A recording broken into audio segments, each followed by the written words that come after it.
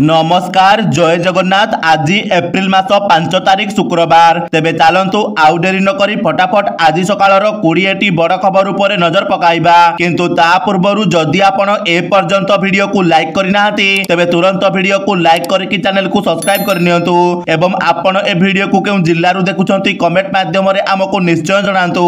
तेबे चलतु प्रथम खबर उपर नजर पकाइबा। पानीय जल जोगाण अभियोग सरकार जारी कले ट्विटर हैंडल। राज्य रे ग्रीष्म प्रभाव और तापमात्रा वृद्धि पाउथिबारु अनेक अंचल रे पानीय जल समस्या सृष्टि होउछि। एहाकु दृष्टि रे रखी जनसाधारण जेभली पानीय जल जोगाण समस्यार तुरंत समाधान पाई परिबे से नै पंचायत राज और पानीय जल विभाग पक्षरु देयमुक्त नंबर 1916 जारी करा जायछि। सकाळ 6 टारु संध्या 6 टा मध्य रे उपभोक्ता माने अभियोग दाखल परे सेमानक समस्यार समाधान करा जिवो। सेही परि पानीय जल जोगाण समस्या संबंधी अभियोग मध्य सामाजिक गणमाध्यम ट्विटर जरिया रे दाखल करा जाय पारिबो। एथिरे उपभोक्ता को अभियोग को निज अंचलर पानीय जल जोगाण विभाग को टैग करबाको पड़िबो। एहा द्वारा समस्यार त्वरित समाधान होई पारिबो। परवर्ती खबर ताती छुईला 42 डिग्री मालकानगिरी और बौद्ध राज्यर सबुठु उत्तप्त सहर। प्रबल खरारे सिजुची सारा ओडिशा। राज्य रे 40 डिग्री सेल्सियस उपरे 11 सहर रहिछि। गुरुवार 42 डिग्री सह मालकानगिरी और बौद्ध राज्यर सबुठु उत्तप्त सहर भाबे विवेचित होइछि। सेही परि अनुगुल और बलांगीर रे 41.7 डिग्री, झारसुगुड़ा रे 41.6 डिग्री, भवानीपाटना और टिटिलागढ़ रे 41 डिग्री, नुआपड़ा रे 40.4 डिग्री, कटक रे 38 डिग्री एवं भुवनेश्वर रे 37.4 डिग्री रेकर्ड करा जायछि। तेबे आसंता 6 तारिख पर्यंत राज्य रे उष्म आर्द्र पानीपाग, ग्रीष्म प्रवाह तथा उष्म राति परिस्थिति संभावना रहिछि। आगामी 2 दिन मध्य रे राज्यर किछि स्थान रे 2 डिग्री लेखाए दिन तापमात्रा रे वृद्धि संभावना रही बोली भुवनेश्वर पानीपाग विज्ञान केंद्र सूचना देइछि। तेबे 2 दिन परे अर्थात आसंता 7 तारिख बेलको तातीरु सामान्य आश्वस्ति मिलिबार संभावना रही बोली पानीपाग केंद्र पूर्वानुमान करिछि। आज बलांगीर, बौद्ध, अनुगुल, मालकानगिरी, नयागढ़, केन्दुझर जिल्ला रे हीटवेव जारी होइथिबा बेले बलांगीर, कंधमाल, बौद्ध और भद्रक जिल्ला रे राति रे प्रबल गुळुगुळी होई पारे। एथि पई एही सब जिल्ला को पानीपाग केंद्र पक्षरु येलो वार्निंग जारी करा जायछि। परवर्ती खबर प्रथम थर 70,000 पार कला सोना मूल्य, रूपा 80,000 पार। सोना मूल्यर वृद्धि धारा जारी रही। नूतन आर्थिक वर्ष आरंभ सोनार मूल्य बहुत वृद्धि पाई एवं एहार मूल्य रेकर्ड 70,000 टंका अतिक्रम करिছে। सोना सहित रूपा मूल्य मध्य बढ़िबारे लागिছে एवं एहा किलोग्राम पिछा 80,000 रु अधिक रही। तेबे आज भारतीय बाजार रे 22 कैरेट सोना 10 ग्राम प्रति 64,600 टंका रहितिबा बेले 24 कैरेट सोनार मूल्य 10 ग्राम प्रति 70,470 टंका रही। सेहीपरि देशर प्रमुख सहर मानकरे भी सोना दर रे सामान्य परिवर्तन होइছে।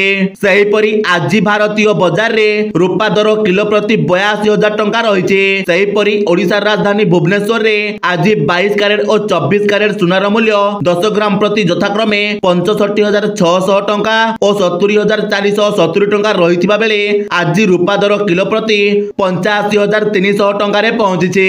परवर्ती खबर पीएम किसान योजना को नहीं बड़ घोषणा। 10 लाख लोकों को मिलिबनी 17तम किस्ती। कृषक मानकु आर्थिक क्षेत्र में सहायता जोगाई देबा पई केंद्र सरकार पीएम किसान योजना जारी रखिसंती। भारत सरकार द्वारा परिचालित पीएम किसान सम्मान निधि योजना अधीन रे कृषक मानक अकाउंट को प्रति वर्ष 6,000 टंका पठा जाउछि। तेबे वर्तमान एही योजना अधीन रे 16 टी किस्ती कृषकक अकाउंट को पठाइछंती केंद्र सरकार। वर्तमान कृषक माने 17तम किस्ती पाई अपेक्षा करिसंती किंतु एही किस्ती पाइबारु किछि कृषक बाद पड़ी पारंती। जेउ कृषक माने निज निजर ई-केवाईसी प्रक्रिया शेष करि नाहंती सेमानकु 17तम किस्ती पाइबारु वंचित होबाकू पड़ी पारे।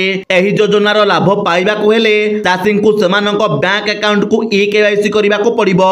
परवर्ती खबर मोदी को राशन गारंटी उपरे रोक दिया जीवनी। क्यारी बैग दुकान रु हटिबो पार्टी रो बैनर पोस्टर। लोकसभा निर्वाचन को दृष्टि रे रखी प्रत्येक विभाग आदर्श आचरण विधि पालन करुछंती। एही परिप्रेक्षी रे जोगाण विभाग मध्य पछरे नाही। पेट्रोल पंप एवं सर्वसाधारण वितरण प्रणाली दुकान रे आचरण विधि उल्लंघन जेपरि न हुए से नै विभाग समस्त डीएम को चिट्ठी पठाइछि।